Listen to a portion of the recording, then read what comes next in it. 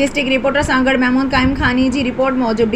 Divisional commissioner Shaheed Benazirabad division Syed Mohammad Sajjad Haidar पारां अॼु deputy commissioner office Sanghar में एक इजलास की सदारत कंदे सांगड़ के ज़िले इंतजामिया की हिदायत कंदे चो त मौजूदा बरसातुनि वारे सिस्टम के नज़र में रखंदे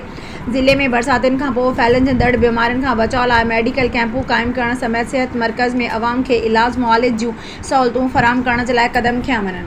जॾहिं त पाणीअ जी निकाल डिस्पोज़ल ऐं पाणीअ जी निकाल वारी मशीनरी खे फ़ाल बनाइण शहर ख़ासि करे हेठियुनि वारनि इलाक़नि मां बरसाती पाणीअ जी निकाली लाइ म्यूनसिपल ऐं टाउन इंतज़ामिया पारां पंहिंजूं ज़िम्मेवारियूं आसान तरीक़े सां अदा कयूं वञनि। डिवीज़नल कमिश्नर समूरनि असिस्टेंट कमिश्नरनि खे हिदायत कई त हू पंहिंजे पंहिंजे इलाक़नि जो दौरो करे पाणीअ जी निकाल ऐं रिलीफ ऐं रेस्क्यू वारे कम जी निगरानी खे यकीनी बणाइनि। बरसात सबबि शदीद मुतासिर थींदड़ माण्हुनि में टेंट मच्छरदानियूं फराहम करण लाइ क़दम खणनि। इजलास में additional commissioner Shaheed Benazirabad Subhash Chander, additional deputy commissioner Sanghar Mohammad Saleem Jatoi, municipal chairman Rashid Aslam Mughal, assistant commissioner Sanghar Shafiq Aris sir ऐं ॿियनि लाॻापियल खातनि जे अमलदारनि शिरकत कई।